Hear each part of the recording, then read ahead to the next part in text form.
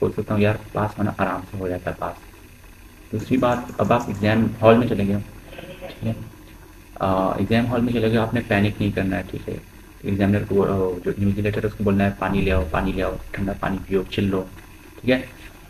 Particularly for PM paper में आपको exam technique ये बताऊंगा, पीएम पेपर के लिए मैं आपको एग्जाम टेक्निक ये बताऊंगा कि सेक्शन बी जो है ना बहुत मुश्किल आता है, बहुत मुश्किल आता है कि आप उसको पढ़ोगे ना इतना लंबा, उसमें केस स्टडी नहीं बनोगी, उसमें कैलकुलेशन वाले क्वेश्चन होंगे जो इतनी यहाँ यहाँ यहाँ चीज़ें उठाओ। फिर उसके बाद फिर 3 मुश्किल रिक्वायरमेंट्स होंगी, 2 हलवा रिक्वायरमेंट्स होंगी। 2 रिक्वायरमेंट्स का तो मैं गारंटी दे सकता हूँ हलवा हलवा होती हैं, जो आपने इतनी चीज़ें की है ना वो तो आपको हलवा लगेगी, कैलकुलेशन में टाइम लगेगा, 2-4 मिनट लग जाएंगे, आपको लंबी लगेगी।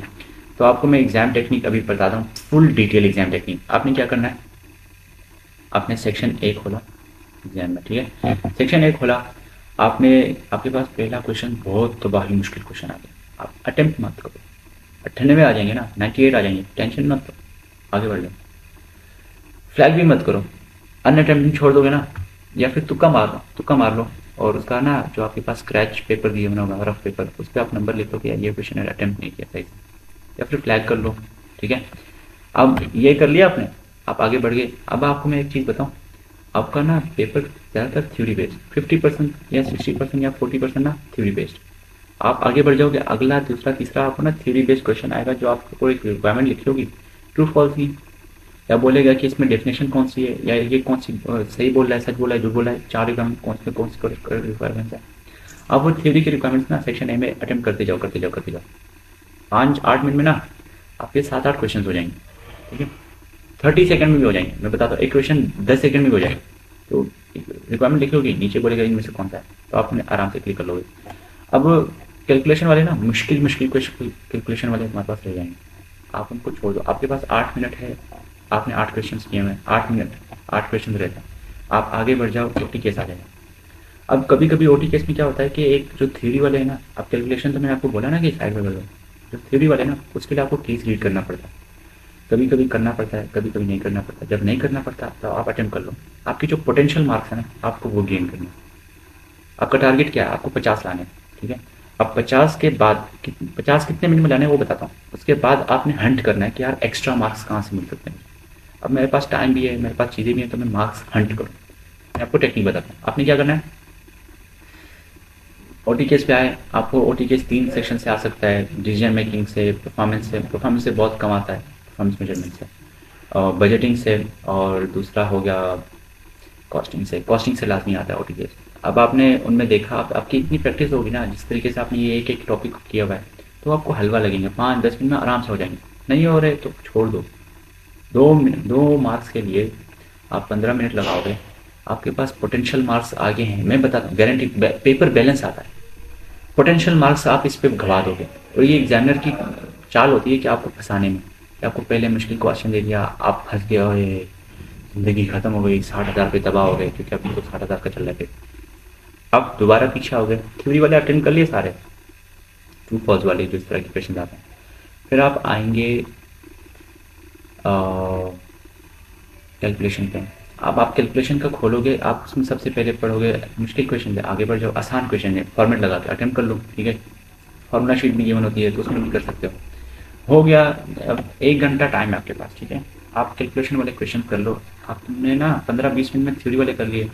मैं कहता हूँ कि 30 क्वेश्चन में से ना, मैं ओटी केस को भी एमसीक्यू मानता हूँ, 30 क्वेश्चन में से ना आपने 8 क्वेश्चन सेक्शन ए में, 8 क्वेश्चन या 4 क्वेश्चन ना, क्योंकि हर ओटी केस में 2 आसान होते हैं, आपने 2 ना कर लिए, तो आपको क्या है कि 2 6 और 8 15 क्वेश्चन या 14 क्वेश्चन आपने अटेम्प्ट किए हुए, 15-16 आपको कैलकुलेशन वाले रहते हैं, ठीक है। अब आप उसमें से ना 15 में से अगर आप 4-5 गलत हो रहे हैं, नहीं आते हैं, तुक्का मार लो, मार्क कर लो, बाद में आके देख लेना, ठीक है। बाकी तो कर पा रहे हो ना, बाकी जो कर पा रहे हो जिसपे आपको कॉन्फिडेंस है उनको अटेम्प्ट कर लो 1 घंटे में। भाई दे रहे हैं टाइम, 1 घंटे में आराम से हो जाएगा। बस अपने सीआरक्यू की इतनी प्रैक्टिस की हुई पास्ट में, आप सीआरक्यू खोलो, ठीक है। सीआरक्यू आपने खोला, सीआरक्यू में आपको कोई चीज़ नहीं समझ आ रही, अगला सीआरक्यू खोलो, ठीक है। मैं आपको बात बताऊं, वैसे तो सीआरक्यू आपका 30 मिनट में हो जाना चाहिए। कितना, 20 मार्क का है ना यार, 20 का आप 1 मिनट और 1.7 मिनट अगर आप 1 मार्क को देते हो ना, तो 37 मिनट में आपका आराम से हो जाना चाहिए, ये 35 मिनट में। नहीं हो पा रहा, खैर है, 45 मिनट ले लो, ठीक है। अब आपने इतनी प्रैक्टिस के बाद भी नहीं हो पा रहा तो यार मेरे ख्याल से आपके लिए ऐसी नहीं है फिर। तो आप अटेम्प्ट करो, 45 मिनट एक को दे दो, 45 मिनट दूसरे को दे दो, 1.5 घंटा है, 1 घंटा सेक्शन ए पे भी लगा दिया, 1.5 घंटा तुमने यहाँ लगा दिया, 2.5 घंटे गुजर गए, आपके पास अभी भी 30 मिनट है। अब आप 30 मिनट में ना पता क्या करोगे, आप हंट करोगे वो मार्क्स। जो एक क्वेश्चन ना पहले आपको समझ नहीं आ रहा था, आप वहां पर उस क्वेश्चन पे आके देखोगे, नहीं आ रहा समझ, 2 मार्क्स है, छोड़ दो, बाहर में जाए, खली बोली, अब आप आगे बढ़ जाओ।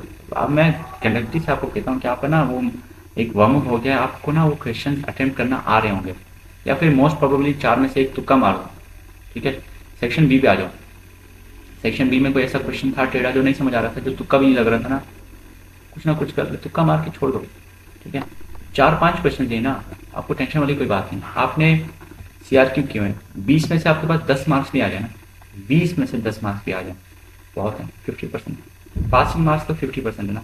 अब देखो, क्योंकि सीए मतलब एसीसीए में F5 एक बहुत मुश्किल पेपर माना जाता है, कि स्किल्स में से सबसे मुश्किल पेपर एक ऑडिट है और एक 5 है, ठीक है।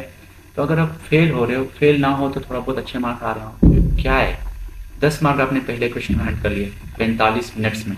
अगर आप 45 मिनट्स में 10 मार्क्स नहीं छीन पा रहे एग्जामिनर से, तो सोचो यार, दूसरे क्वेश्चन से भी 10 मार्क्स ले लिए, अब 20 तो यहाँ से आ गए। अब सेक्शन ए बी में आपने कुछ थ्योरी अटेम्प्ट की थी, तो उसमें गलत हो गए होंगे कुछ, जिस पे आपको कॉन्फिडेंस है, एमसीक्यूज जो कैलकुलेशन वाले कुछ वो किए। अब 60 में से सिर्फ 30 मार्क्स, जिसमें से 15 मार्क्स, 15 क्वेश्चन मतलब कि 30 मार्क्स तो सिर्फ थ्योरी बेस्ड थे, जो आपने अटेम्प्ट कर लिए 15-20 मिनट में, ठीक है। तो आपने यहाँ से मार्क्स हंट करने। अब आपके पास जो आधा घंटा एंड में है ना, अब आप आके देखो यार कि मैंने ये सारी चीज़ें सही तो की हुई हैं, सीआरक्यू सही किया हुआ है मैंने, कोई ऐसी रिक्वायरमेंट, अब आपने रिक्वायरमेंट पढ़नी, क्या मैंने रिक्वायरमेंट का जवाब सही दिया था, क्या रिक्वायरमेंट का जवाब सही दिया था, कि रिक्वायरमेंट जो बोला गया था क्या मैंने वही किया, कैलकुलेशन अपनी देख लें। फिर दूसरे क्वेश्चन पे आ जाए, फिर जो आपने लिखे हुए थे या फ्लैग किए हुए थे क्वेश्चन ना, उनको देख लें दोबारा। इतने में इन्विजिलेटर आपके पास आ जाएगा और आपका टाइम अप हो जाएगा। फिर आपने रिजल्ट का वेट करना है और बहुत सारी दुआएं करनी है। दुआ में आपने अपने आप को भी याद रखना है, मुझे भी याद रखना है। मुझे इजाज़त दें, मेरा नाम तलहा है और मैं एक एसीसी हूँ।